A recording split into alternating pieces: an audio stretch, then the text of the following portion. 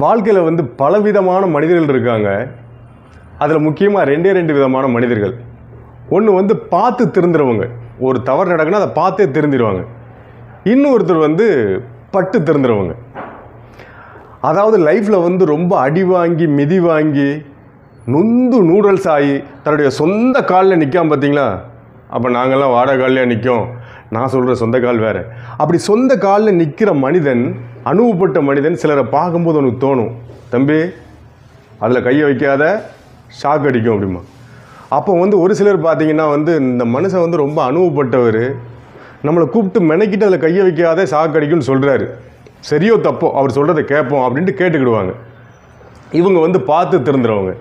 இன்னும் ஒரு சிலர் இருக்காங்க, ஹலோ பல வருஷமாக எங்கள் அப்பன் சொல்லியே கேட்கல, நேற்று வந்து நீங்கள் சொன்னால் நான் கேட்கணுமா, போங்கங்க அப்படின்னு சொல்லி கையை வச்சு அடுத்த நிமிஷம்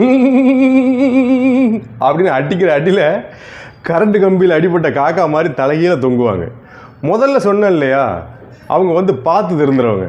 அப்போ ரெண்டாவது சொன்னவங்க, அதை நான் முதல்ல சொல்லிட்டேன், மறுபடியும் எனக்கு தெரியாது, நீங்களே கூட்டி கழித்து கணக்கு போட்டு பார்த்துக்கோங்க.